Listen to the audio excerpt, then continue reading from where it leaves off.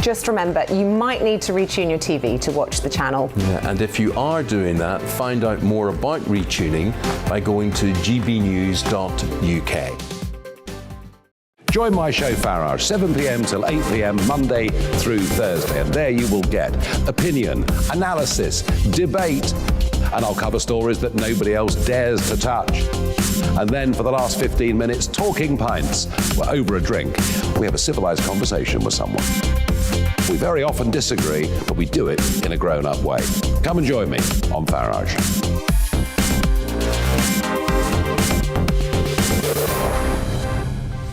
I'm Dan Wootton. Join me Monday to Thursday from 9 to 11 for the feistiest and most fun news debate on TV, where free speech reigns. I'll bring you a sharp take on the day's biggest stories, bombshell newsmaker interviews, and A-list guests.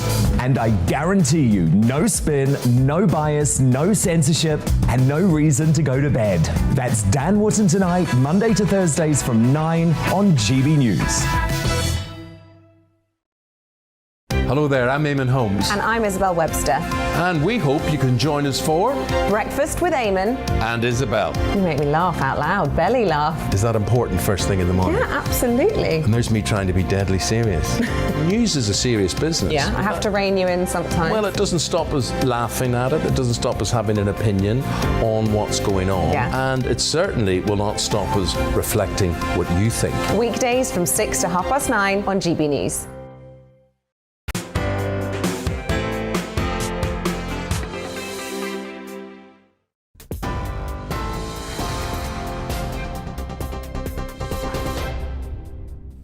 Hello, I'm Ray Addison. Here's your news at 2 o'clock. A senior Conservative MP says he fears mask wearing in schools could damage children's mental health.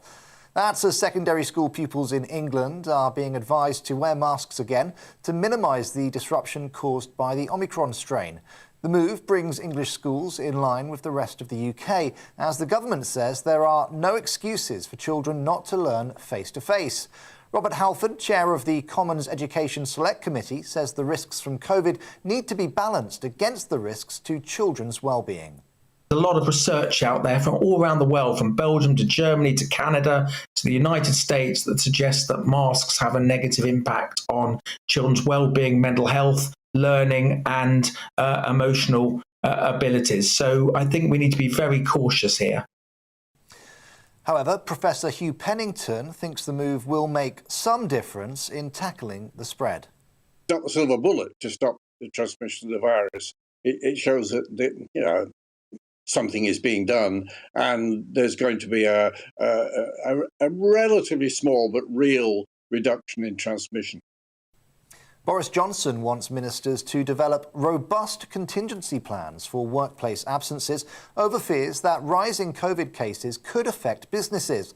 It follows reports that guidance to work from home in England could continue for most of January. Public sector leaders have been asked to test plans against worst-case scenarios of up to 25% workforce absence rates. 20 Conservative MPs and peers have written an open letter calling on the Prime Minister to tackle the rising cost of living, particularly energy bills. Those who signed the letter, which was published in the Sunday Telegraph, include 5 former ministers. They're proposing environmental levies are cut and VAT is removed from energy bills. The government says it's already taking steps to help the most vulnerable by making cold weather payments and changes to universal credit. Meanwhile, around 132 million coronavirus jabs were given last year amid the largest vaccine campaign in British history. Over 90% of people in the UK over the age of 12 have now had their first jab, and nearly 85% have had their second. The emergence of Omicron has also accelerated the rollout, with more than 1.6 million Brits getting their booster jab in the final week of 2021. Firefighters are assessing damage to the roof of the Houses of Parliament in South Africa after a fire earlier today. Around 35 firefighters attended the blaze, which is believed to have started on the 3rd floor of the building in Cape Town. Some ceilings have also collapsed. However, no injuries have as yet been reported. For now, I think we should be grateful that the National Assembly Parliament has not been raised to ashes and to the floor. Much as it is disappointing, devastating, there is something that we can be grateful for. Farmers are to be paid to help restore natural habitats to fill the gaps left by EU subsidies as part of new government plans. Environment Secretary George Eustice is set to announce 2 new schemes to rewild Britain, aiming to restore up to 300 hectares within 20 years. The Sunday Telegraph reports plans will include a local nature recovery scheme with funding to build new habitats, plant trees and restore wetland areas. OK, that's your news update. I'll be back in an hour with the latest headlines.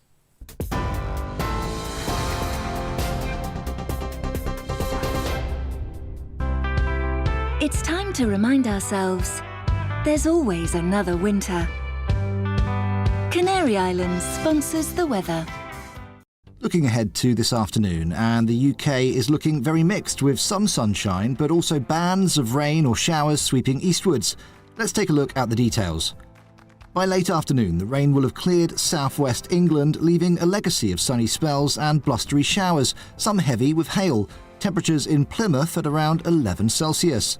The same rain band will now be bearing down on the London area, so expect some heavy downpours and gusty winds for an hour or two. But most of Wales will be back into the sunshine, albeit with a scattering of blustery showers, especially near the coast. There will still be some rain across Pennine areas, but brighter skies should return to most parts from the west before the sun sets. Temperatures by late afternoon around 9 or 10 Celsius. The odd shower may encroach into North Yorkshire and Teesside later this afternoon, but on the whole it should remain dry and bright with the best of the sunshine for Northumberland. Lots of showers will be packing into western Scotland, likely merging into longer spells of rain at times. Some of those will blow across to the east of the country too. Northern Ireland will see a mixture of sunshine and showers this afternoon, with the majority of the showers in western and northern areas. Heavy rain and gusty winds will soon clear eastern England, with plenty more showers feeding into western and northern areas. And that's how the weather is shaping up for the rest of the day. Canary Islands sponsors the weather.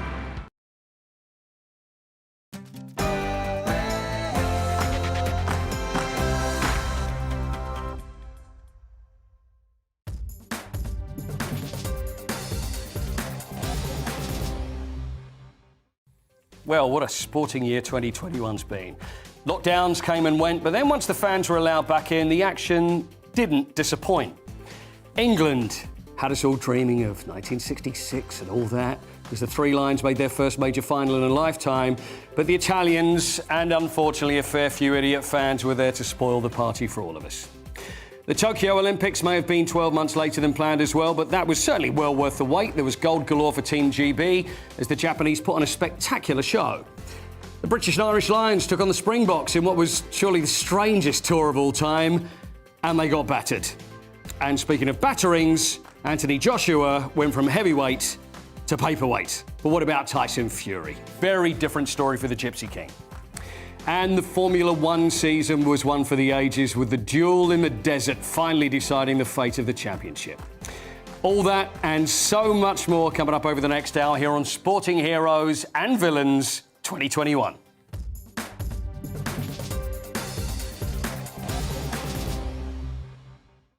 Well, sports broadcaster Aidan McGee is with us. Aidan, lot to go through. I mean, it's been a great year. I mean, with all the lockdowns and the worries, and it could have been a disaster, but there's been some great sport, hasn't there, this year? Yeah, there has. We're British. We made the best of the situation. And then we were chatting backstage, weren't we, about how I think we'll look back at that period where there were no fans, and we'll discuss as we go on how it affected various different sports. But we look back at the period where there were no fans, and I think in years to come, when we look back at that, it will look absolutely barren. There were people wondering how on earth we continued. But for a while there, we got used to it, didn't we? We did get used to it. But let's talk about Euro 2020, which of course happened in 2021.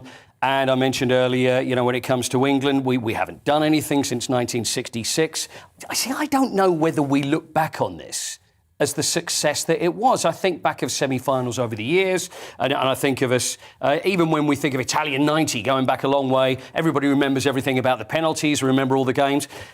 Is it me, or are we looking back on Euro 2020 and it's seemed that it wasn't as great as maybe we should see it as? Well, I think there are a few reasons for that. First of all, the tournament crashed to an end with the disappointment of the penalties. We all want to move on from that very quickly. The league season almost started very soon. Some of the players were back in training with their clubs soon after, and that's because the schedule in all sports was condensed to some degree. But I know what you're saying. I just look at the final and I think to myself, it's almost like England found themselves in a position that they thought, wow, we've never been in this before. Yeah. We've played expansive football throughout the tournament. We're up against a decent side, but we think we can, based on our defensive record, hold out against Italy and stop them scoring. And almost like, I wouldn't say throwing the towel is not the right way to describe it. It was obviously a very competitive game, but having taken the lead through Luke Shaw's goal after 2 minutes, it seemed to me that Gareth Southgate made the decision to regress the team and go defensive in an effort to protect something that, let's face it, would have allowed him to make history on behalf of England for the first time, as you said in the top there, since 1966. What it did, though, was reignite my faith in international football. Mm-hmm.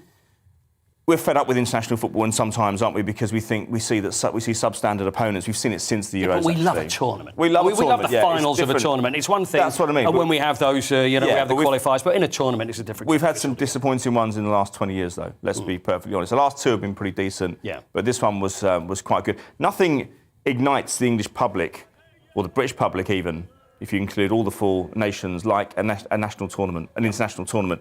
No, nothing else. It's not Liverpool or Man United or Chelsea or Tottenham. None of those teams. It doesn't make the fans go out and buy barbecues from Tesco's, does it?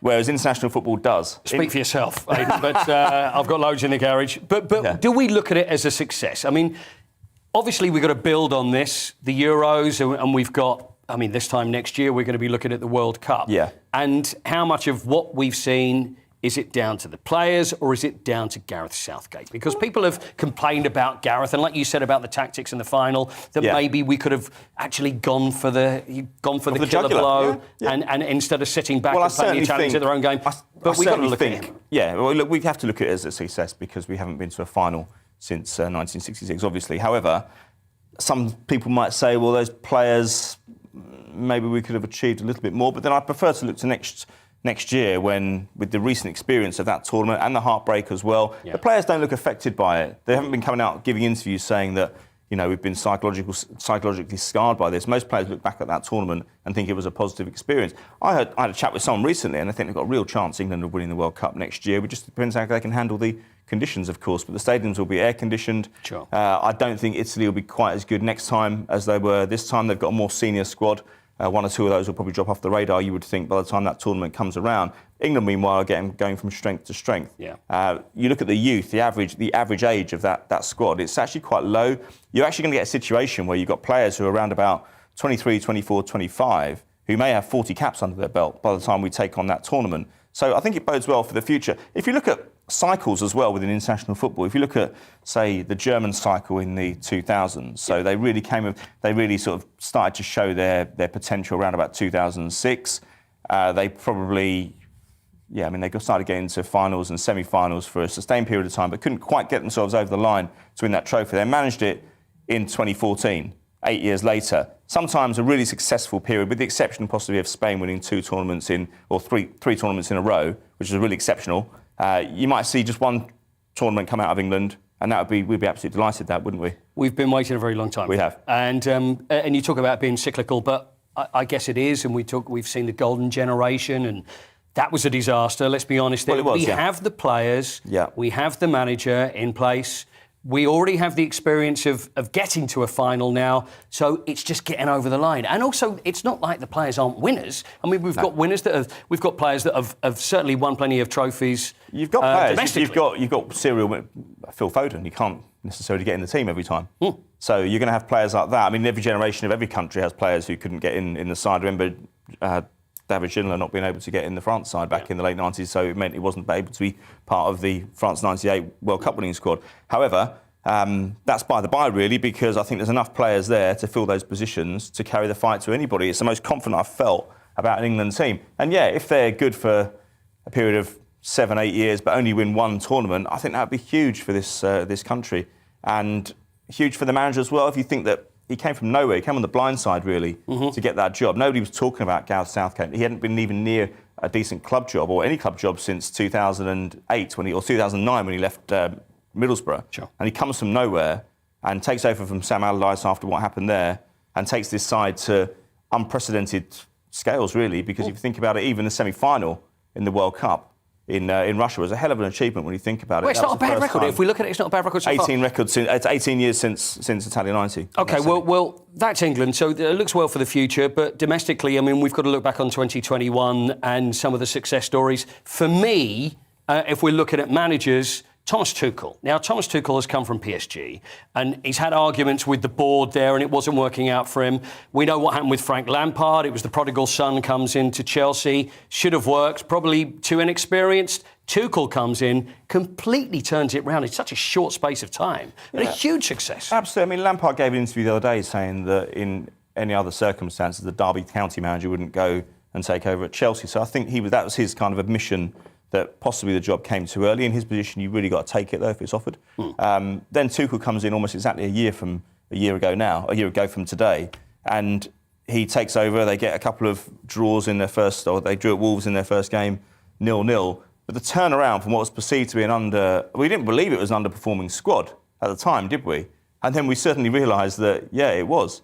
And then he takes over, they start getting results in January and February, the league form improves, he gets them into the top four. Of course, he gets them to the FA Cup final as well, where they lose narrowly to Leicester City. And then, of course, that Champions League run was something else. I mean, who would have thought? I mean, there were three meetings with Manchester City who were looking imperious around sort of December, January, February. They beat them in the league game. They knocked them out of the semi-final of the FA Cup. And then, of course, the final of the Champions League, where I have to say they scored an early goal. But they looked very, very comfortable throughout. And the turnaround with I did one of his first interviews on Zoom in my dining room, funnily enough, at home. And he's one of the more welcome guests I've had in my dining room over the last 20 years. OK, well, that's nice to know. Yeah. And so we had he did overstay his welcome, is what you're saying. Yeah, exactly. OK, not necessarily, but he was good. He was a good chat, but he hadn't done anything in English football by that point. We saw he came close, don't forget, last year or the season before with PSG in the Champions League final. But hold on, let me ask you then. So, we've got managers that are coming over from Germany. Of course, Jurgen Klopp is very successful. Yep. And, of course, now Ralf Rangnick is moving to Manchester United. But as far as Tuchel is concerned, what is it that seems to have fit? Is there sometimes this just a fit?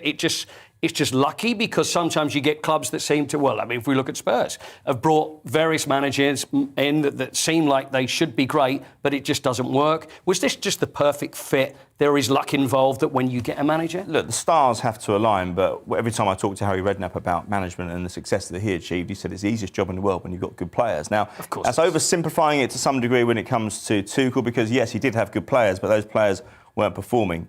I think what top managers do, and it was always the case, Alex Ferguson used to do it, he puts pressure on his senior players. He doesn't allow his senior players to get comfortable thinking that they will be the first names on the team sheet every week. It's not as simple as that anymore. He's also not afraid. Remember, Luis Felipe Scolari used to pull the players off every time. Big Phil used to pull the big name players off if they weren't performing. Tuchel does that at Chelsea as well. He's not afraid to hook somebody if they're not performing to his standard, if they're not running enough, if they're not closing down enough, if they're not operating as a team, moving forward together, moving backwards together as well. And I think that's a key thing. Whether that style of management lasts too far into the future, we don't really know, because he's been at quite a few clubs now, and there is a trend around Europe now where managers are settling at clubs for not too long. It's almost like a merry-go-round. You look on their CV, they've all managed the same clubs at different times. Well, they're going for the big ones, of course they are. Well, but big payoffs as well. But as far as talking about a big manager at big clubs and from Barcelona and then at Man City and Pep Guardiola, do you feel that maybe 2022 is the year that they're going to win the Champions League? Because it's the only thing that's missing at that club. And they say, it doesn't really matter, it's all about winning the Premier League for us. They've got those under their belt. They were terrific last season. It's got to be about the Champions League. And what do they have to do to actually get there? They've got to be asking themselves that question. It's strange because I was in 2011, I was at Wembley working when Pep Guardiola's Barcelona side dismantled a very good Manchester United team at Wembley. If you'd said to me that night, as I was poring over this football and thinking, wow, this is one of the best teams I've ever seen, you'd said to me that in 11 years' time, Pep Guardiola won't have won a Champions League in that period, I'd have said you're absolutely barking mad.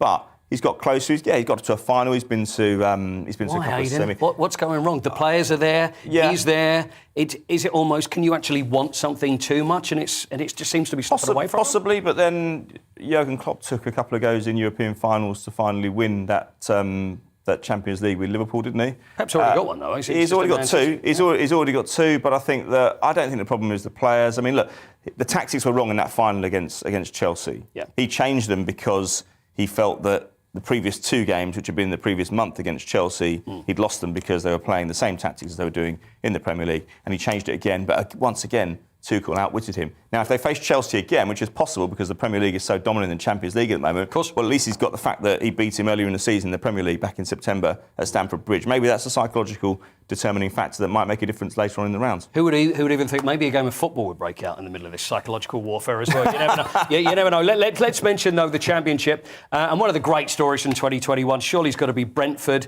New stadium, and then there was the lockdown and they couldn't move the supporters in there. But it almost fit perfectly because they didn't go up when it was finished. And now, with lockdown over with and fans being able to go and watch them, they get to go to that new stadium. And what a great start. They beat Arsenal very early on and they're doing very well. How long it's going to last, but it's a great story for Brentford, isn't it? Everybody loves August Brentford. 2020. Even as a Queen's Park Rangers fan, of course you love Brentford as well. Let's not reveal that. No, I've seen us take a good few hidings from them in the last 5 or 6 years, but home and away. But I think back to August 2020 and they played our QPR's other rival, Fulham, in the final. That was a crushing blow for Brentford. They were just slight favourites in that final, just on the basis of having finished a little bit higher up than Fulham in the league. They took it to the last day, didn't they? They lost at home to Rotherham. And so I look at that and I thought that's really difficult sometimes to get yourself off the floor. And they did it. And they almost got automatic promotion again this time. They weren't far off. They had a little bit of a stutter around just after Christmas, around February, March time, but they pulled it together and they got up. And the stadium was great because this season they've been able to carry the momentum. It'd been horrible going into that stadium, Paul, when it's all done, it's all looking shiny and new, but nobody's in there. It's just coverings over seats and no atmosphere. I think that's generally helped them this season at home. Their home form has been very good. They got a couple of decent away results as well. Yeah, so an interesting story, but I suppose you'd have to look at Norwich as well. I mean, getting back, they suffered a cruel blow the previous season.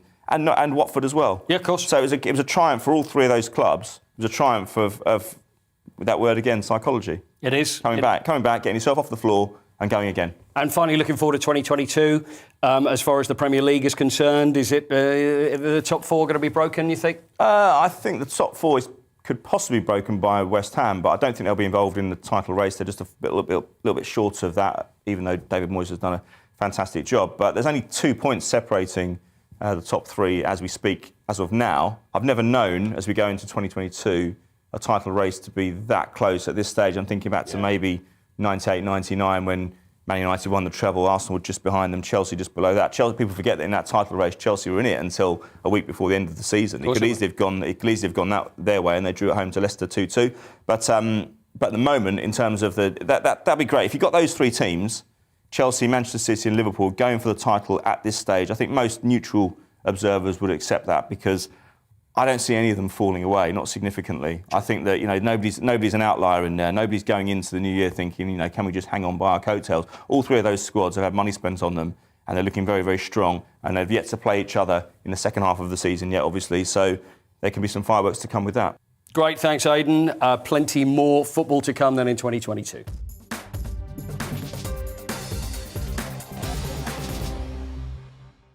Hello there, I'm Eamon. And I'm Isabel. And you're watching the GB News digital stream across the United Kingdom. And around the world. If you're here in the UK, you can also watch us on your TV screen. GB News is Freeview channel 236. On Sky, we're channel 515. 626 on Virgin Media. Just remember, you might need to retune your TV to watch the channel. Yeah, and if you are doing that, find out more about retuning by going to gbnews.uk. Join my show Farage, 7 p.m. till 8 p.m. Monday through Thursday. And there you will get opinion, analysis, debate, and I'll cover stories that nobody else dares to touch. And then for the last 15 minutes, talking pints. We're over a drink. We have a civilised conversation with someone. We very often disagree, but we do it in a grown-up way. Come and join me on Farage.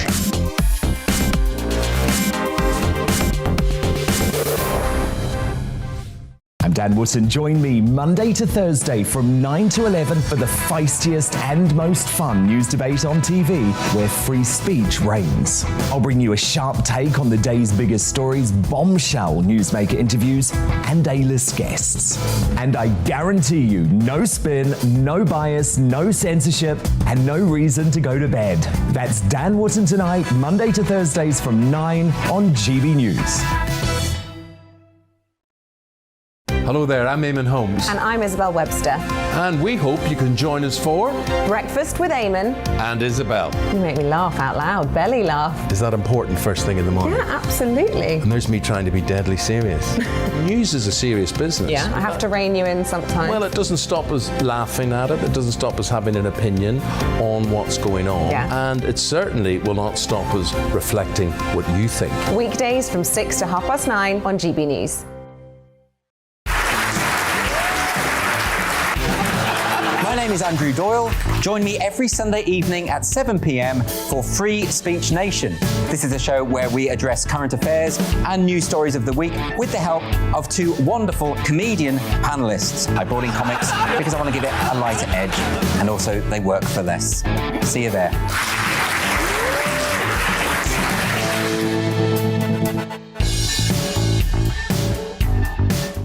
Join me, Mark White, here on GB News. For more than 2 decades, I've been at the sharp end of reporting crime and security at home and abroad. From the scourge of terrorism to the fight against violent crime and the deepening small boats crisis in the Channel, they're issues you rightly care about, and so do I. As GB News Home and Security Editor, my focus will be on the stories that matter to you.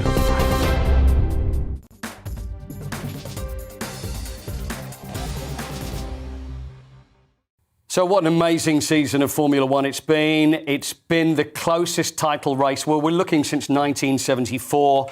24-year-old Max Verstappen's come through. It looked like he was way in the lead, then Hamilton comes back, and then, of course, the duel in the desert, and Max Verstappen's the champion. Absolutely. I mean, I would say about this that sometimes the champion is just so difficult to depose. And he's managed to go and do it. What's been interesting about this race is just the duel of the personalities, the cult of the personalities. We've been talking for a long time now about the strength of the cars, the quality of the technicians, the track conditions. This is about personalities. This is a duel. They've been shunting each other. This is going back. I mean, this is going way back. Yeah, this is what it's all about. This is igniting. I mean, this rivalry could go on for quite a long time now. I mean, we think back to Senna and Prost in the 80s, Hunt and Lauda in the 70s as well. More recently, Hill and Schumacher, of course. So I think we can look forward to that. Absolutely. What a season it has been. Our Formula One correspondent, Rosanna Tennant, has got the story of one of the greatest title battles of them all. The 2021 Formula One World Championship had it all. Crashes, chaos and controversy from start to finish.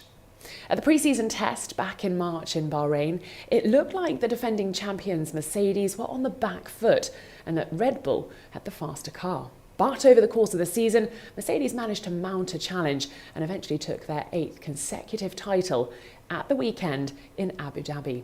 Team principals Toto Wolff for Mercedes and Christian Horner for Red Bull had their fair share of the limelight over the season, often debating the rules, challenging the legality of the other's car and discussing the behaviour of their respective drivers.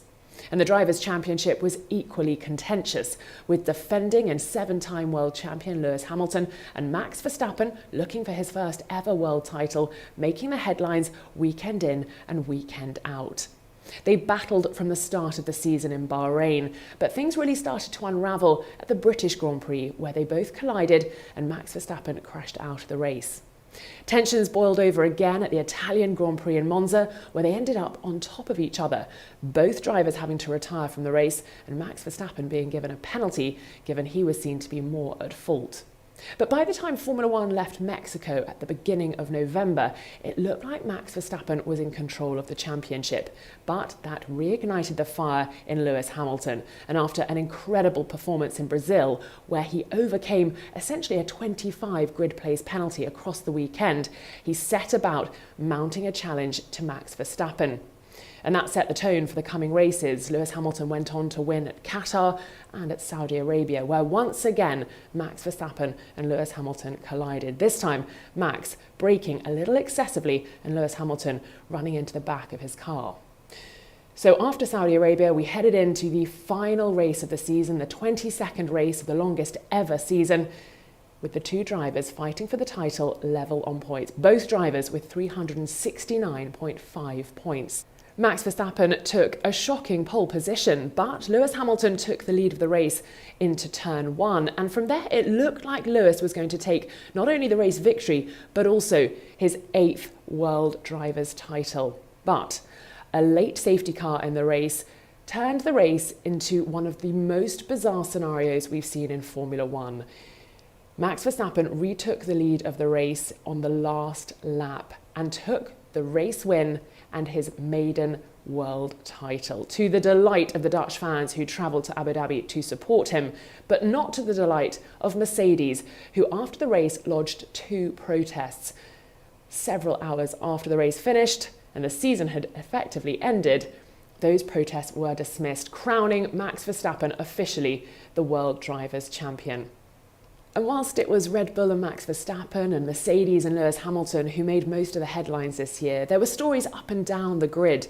Ferrari mounting a comeback and taking P3 in the constructors' standings ahead of McLaren, who in turn took the only 1-2 of the season at the Italian Grand Prix, Daniel Ricciardo taking the win ahead of his teammate, British driver Lando Norris. George Russell also took his maiden podium and announced that he'd be joining the Mercedes team next year to partner Lewis Hamilton.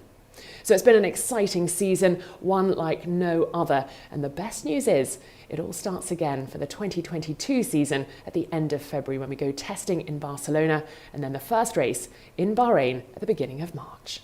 Well, the Olympics in the summer nearly didn't happen, but thank goodness it did. It was a very successful Olympics for Team GB and a very exciting one, even though there was a lack of crowds from over here. Aidan, are you a fan of the Olympics?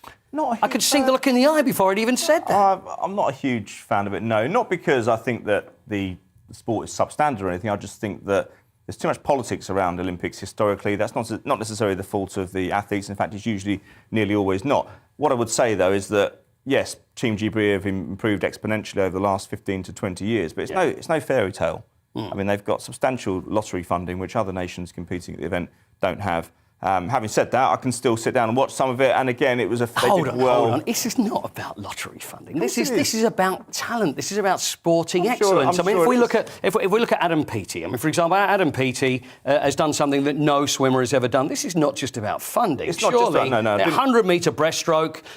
He wins gold medal for the second time. The first British swimmer to actually win on consecutive Olympics. World records just fall every time he swims. And this man is a machine. Yeah, no, I agree with you. I'm not saying that the lottery funding is the be-all and end-all, and there are plenty of people out there who lavish praise, as you've just done on Adam Peaty. I'm just regressing slightly because I just think that sometimes if you give these nations... See, the difference is with that funding, they're allowed to attract competitors who might drift off to other sports. Now, other countries... they still have that problem. They're losing competitors to other sports because historically Olympic sports aren't particularly well paid.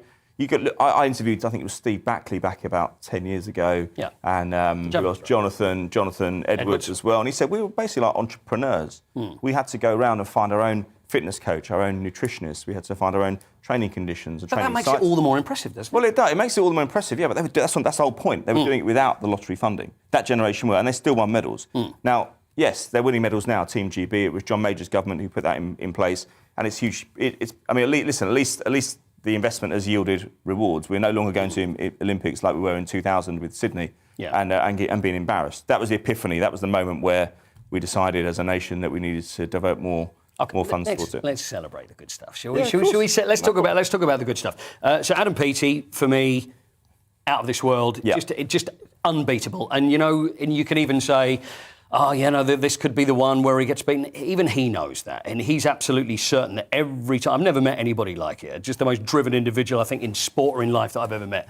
Laura Kenny as well. And Katie Archibald, golds for them. Laura Kenny, another three Olympics on the trot where she's won gold. You can look at the table. The US finished top with 39 golds. China second, 38. Japan, 22nd. GB, don't forget there's obviously those other countries enter more athletes, so it's doesn't necessarily tell the full story, but 22 golds, 65 medals in total. They've got to be happy with that. I think it's a terrific return. It is, and also we should mention the training, because there was a lot of training that was disrupted in the months and, year or so that was leading up to Japan. It was difficult to go out there. They wouldn't have the usual Olympic experience. So many Olympians, they love the Olympic experience because, of course, you got the Olympic Village and the training facilities, everything, but, they're pretty much cooped up where they are, or they would fly in, their event would take place, and then they're away again. So it's not like any other Olympics that there's ever been. I mean, also, I spoke to Chris Hoy, when would it have been? Probably around about March time. And even by then, we weren't sure where the Olympics was going to actually take place. And he said, that plays havoc with your preparations anyway. If you don't actually know that it's happening, you put in a really good shift of training over a week or 10 days, whatever, and at the end of it, you're thinking, it's the psychological damage it can do to you. If you think, well, actually, I put this in, I'm the best I can ever be, and yet we're not actually knowing if the show's going to go ahead. There's also the element of the athletes who feed off the crowd. We've all seen athletes down the years, we've seen people competitors in all sports who thrive off the atmosphere of the crowd. And obviously that wasn't going to be there. So that plays into it as well. So don't get me wrong, I do think they did well to put on a decent show, everybody who competed. But again, it's the funding that annoys me. I know we're meant to be talking about the good stuff.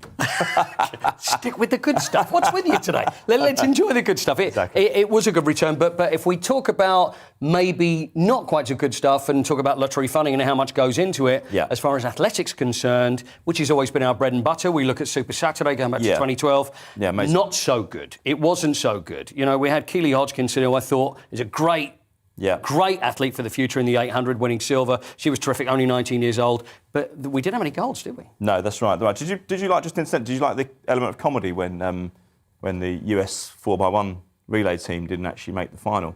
Yes, let's face it, we always enjoy that. And then prompting that angry tweet from Carl Lewis. Yes, exactly.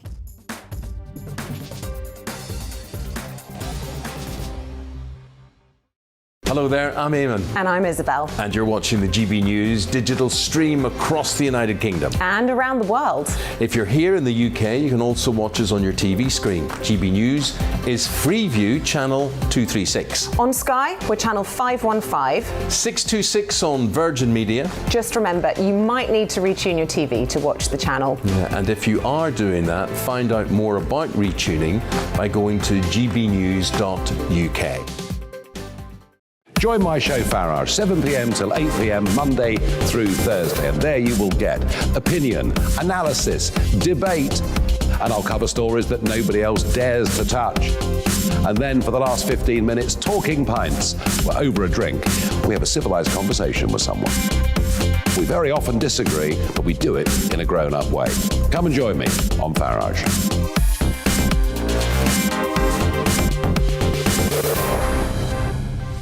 I'm Dan Wootton. Join me Monday to Thursday from 9 to 11 for the feistiest and most fun news debate on TV, where free speech reigns. I'll bring you a sharp take on the day's biggest stories, bombshell newsmaker interviews, and A-list guests. And I guarantee you, no spin, no bias, no censorship, and no reason to go to bed. That's Dan Wootton tonight, Monday to Thursdays from 9 on GB News. Hello there, I'm Eamon Holmes. And I'm Isabel Webster. And we hope you can join us for Breakfast with Eamon and Isabel. You make me laugh out loud, belly laugh. Is that important first thing in the morning? Yeah, absolutely. And there's me trying to be deadly serious. News is a serious business. Yeah, I have to rein you in sometimes. Well, it doesn't stop us laughing at it. It doesn't stop us having an opinion on what's going on. Yeah. And it certainly will not stop us reflecting what you think. Weekdays from 6 to 9:30 on GB News.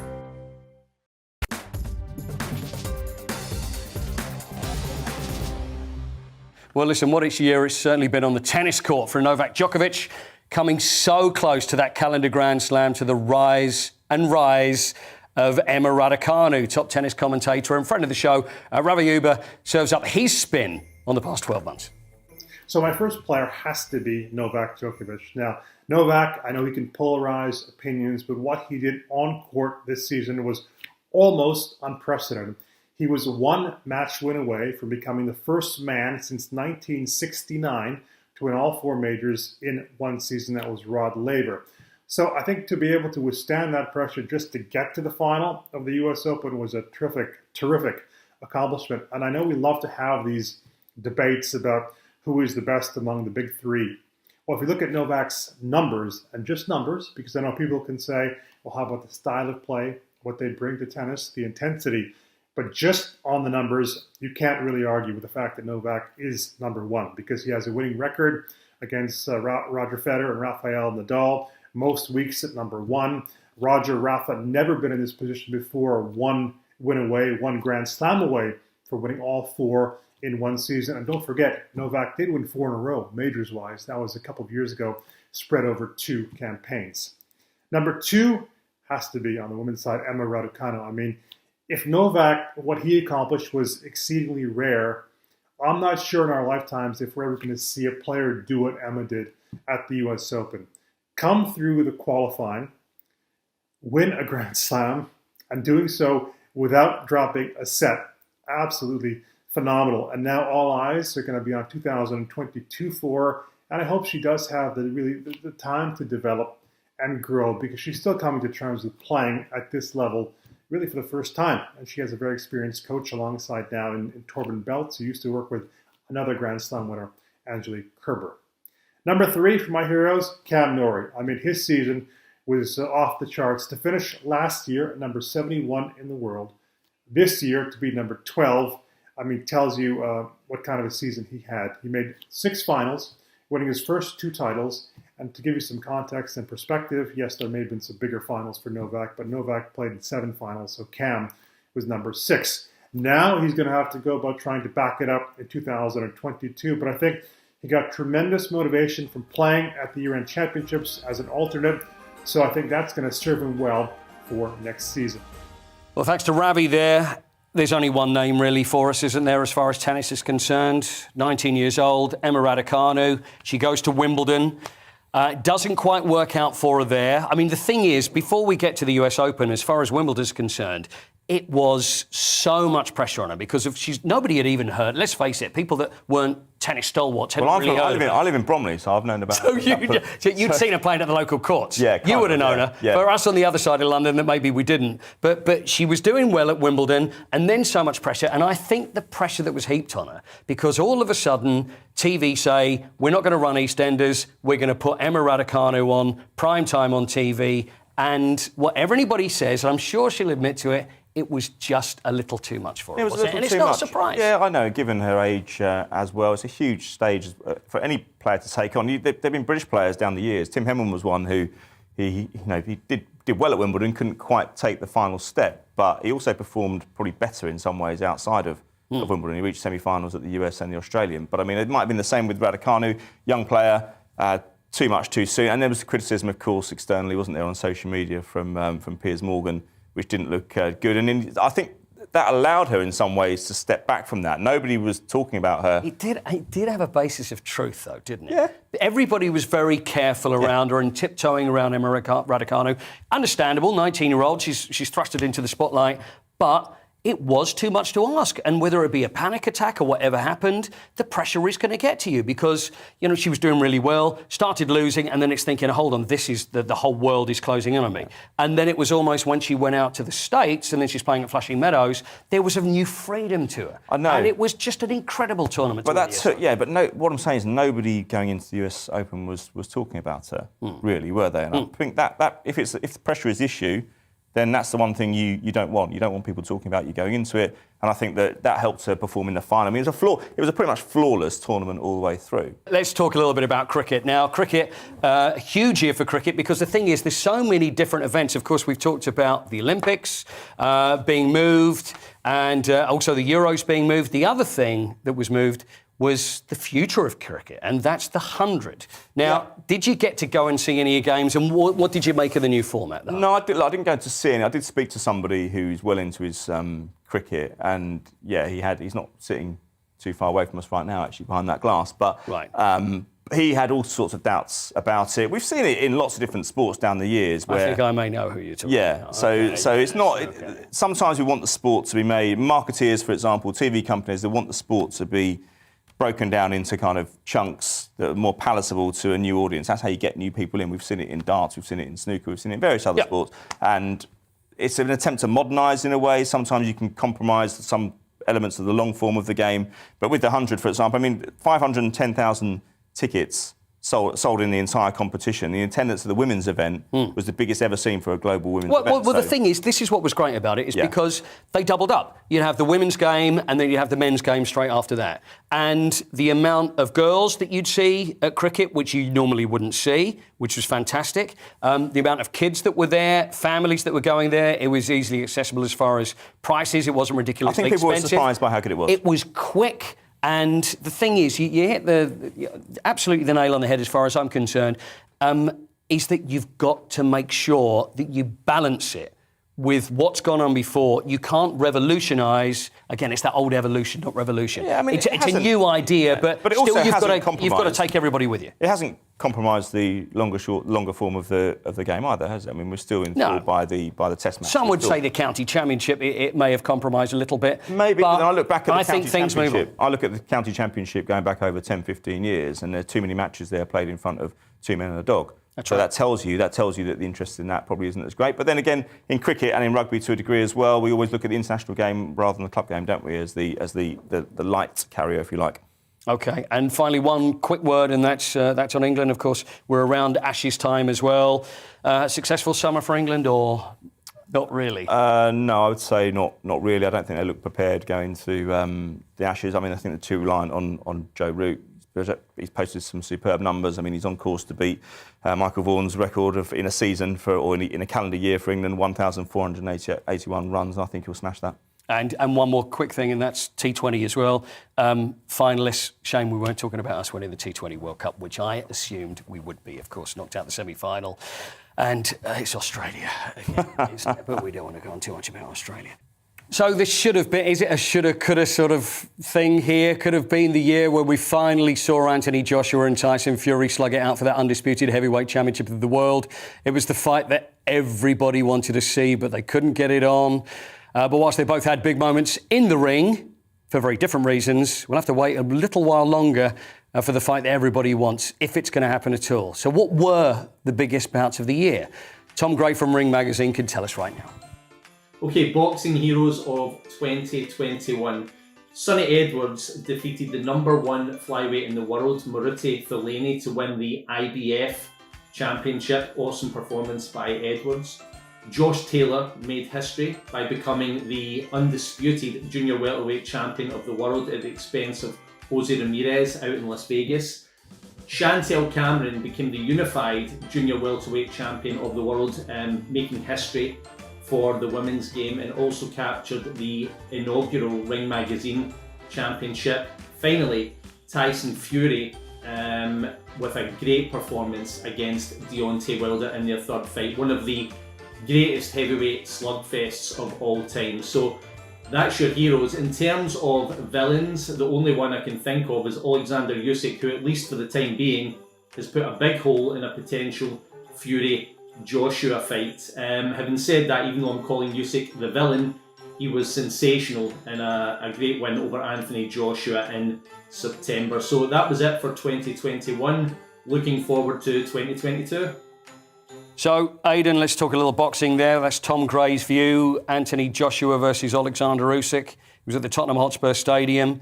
Everything was there for Anthony Joshua to hold those belts even longer, but it just wasn't to be. I was really disappointed by the performance. I don't know. Yeah, I was disappointed. I traced his career back. I was doing some of his earliest interviews back in probably 2013, 14. Anthony wasn't actually sure at that time whether he was going to have a long career in boxing. We even spoke about alternative careers, believe it or not. So I do look back on his career sometimes and I think to myself, how many elite competitors has he actually fought? I mean, you can only fight in what's in front of you. In your era, there might only be, if you look at Joe Calzaghe, some would argue there weren't any elite fighters in his range to fight. So that's not the fighter's fault. I do think his career progression has been looked after very carefully by Matchroom, as is normal with any stable of fighters in this era. But I look at that Usyk fight in the summer.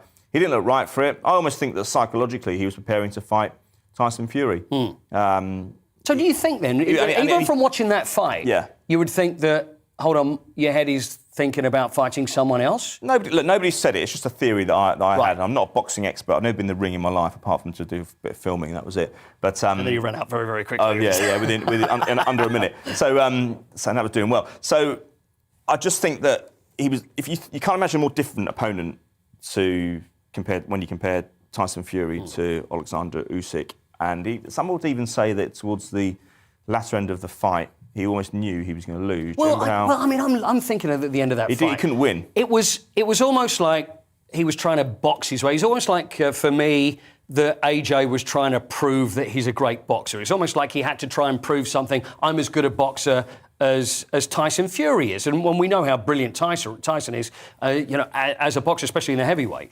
division. But it was like, to put it bluntly, we're just thinking, just try and knock him out. But towards the end, it just didn't happen. And then we knew towards the end that it was going to be Usyk. Usyk was too good. I honestly believe that, and I think he'll go on and fight Tyson Fury possibly before even Anthony Joshua does. But I look at that division now, and I don't think Wilder's quite done just yet. I think there's one more push to come from him. He's still got that. He didn't perform badly against Fury in the last fight. Where Anthony Joshua goes from now, I'm not necessarily sure, because I think that looked like that was quite a resounding defeat by Usyk, actually, at White Hart Lane. I very much hope that we will manage to see that Joshua Fury fight, but I'm very much doubting it. It's just not as commercially viable. It's still commercially viable, but it's not the reason to fight it right now. If you look at the way Tyson Fury adjusted to having the fight switch, he thought he was fighting AJ for forever and a day as well, and then he switches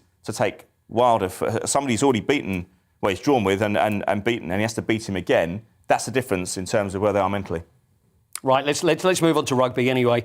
The Lions, that tour that went on to South Africa again, another situation. It was pretty controversial, and we were wondering whether that was going to go ahead because there was COVID outbreaks over there, and it was a very difficult tour for the Lions, and it didn't work out as well for them. And it wasn't again, I know with the current climate, but it wasn't a typical Lions tour, was it? No, it wasn't. You're struggling to think of any serious memories from it, really. There was an interview with Brian O'Driscoll in the Mirror just about a week ago. He said he didn't even watch some of it.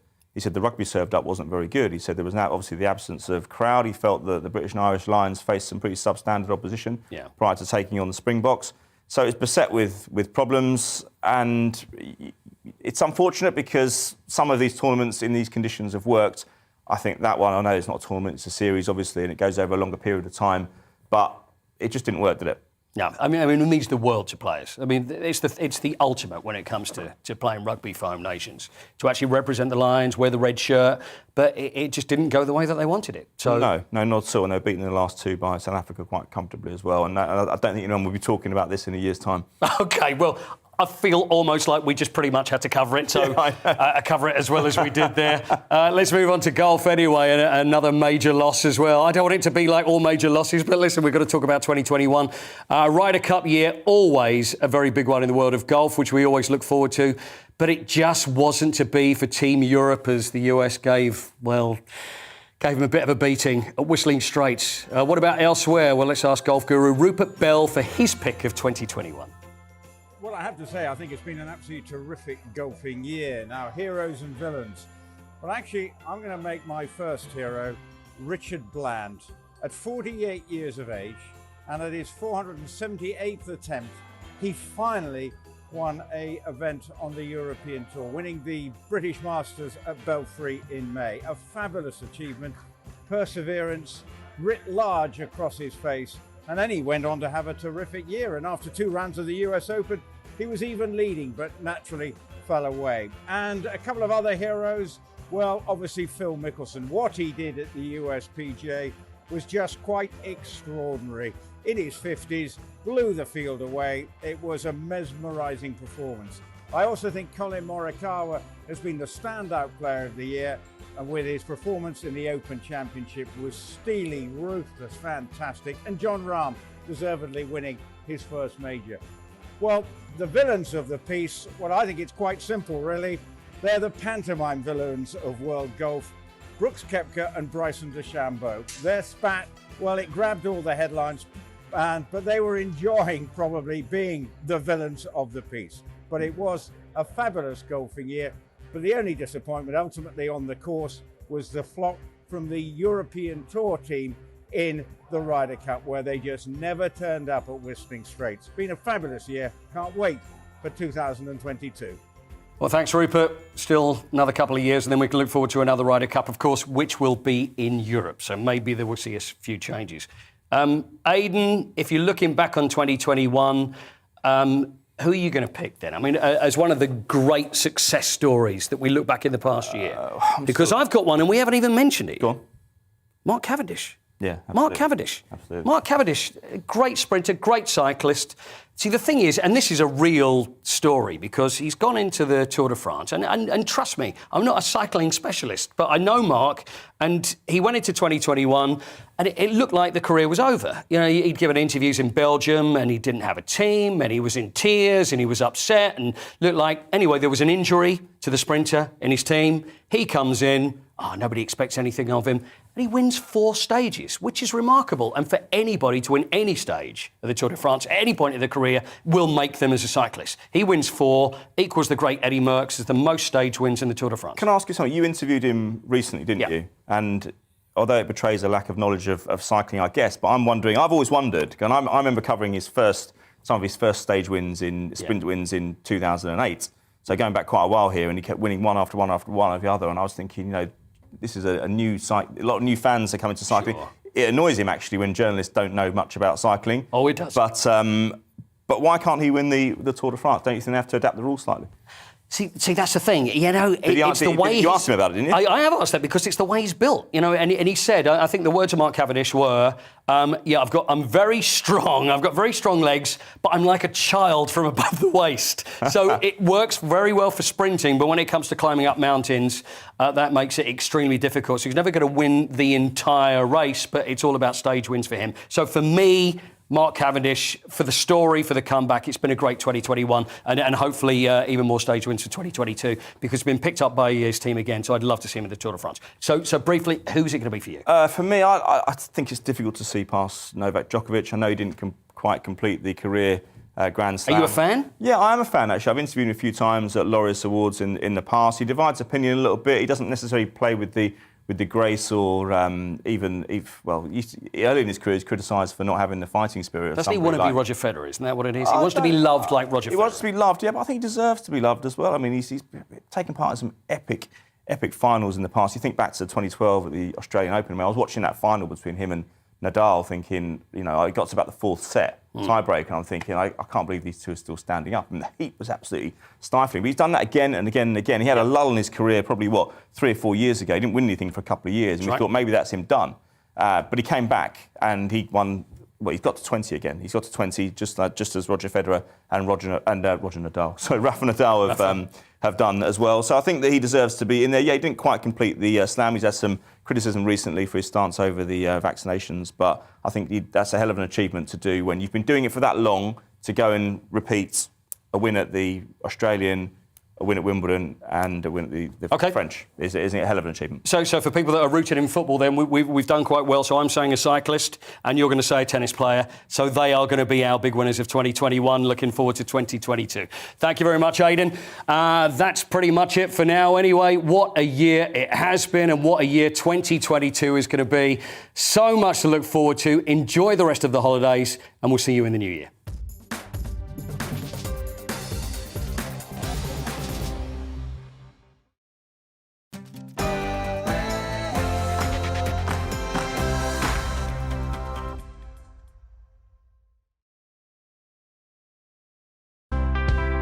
It's time to remind ourselves there's always another winter. Canary Islands sponsors the weather.